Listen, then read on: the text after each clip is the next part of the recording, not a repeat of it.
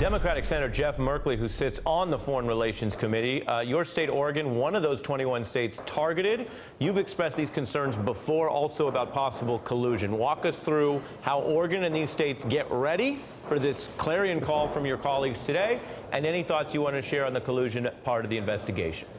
Sure, you bet. One of the most vulnerable parts for Oregon is our voter database, and that is why careful backups are kept so that it can be restored if it was successfully hacked. But our voting system, which involves vote by mail, is basically impossible to hack. The ballots are mailed out. Citizens have 2.5 weeks to return them. They are counted by a system and tallied without being connected to the internet. So everybody in the country who wants a system that's resilient to such hacking should look at Oregon's system. So you have that confidence that on collusion, yes, sir? Yes, and in return to collusion, well, the plot just gets thicker. We now know, thanks to information released today, that very carefully crafted targeting was done in Michigan and in Wisconsin.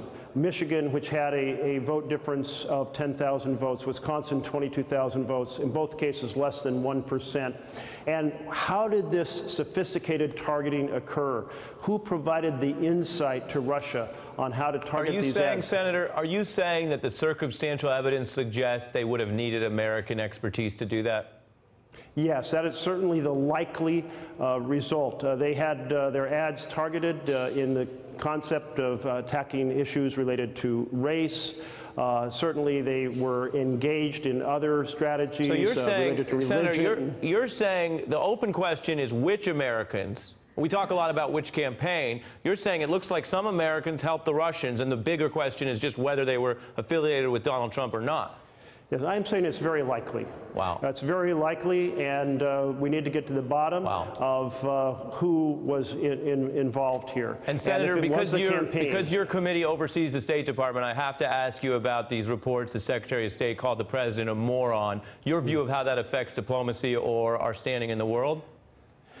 Well, it doesn't affect it as much as the continuous undermining of our Department of State on the most serious issues, including Iran and North Korea and Qatar in the Middle East. On North Korea, there is no military option. North Korea has a significant deterrent capacity conventionally, as well as having nuclear weapons. And when our president demeans and tries to undo any effort to apply pressure to provide a non-military outcome favorable to our national security, he's doing great damage to our nation.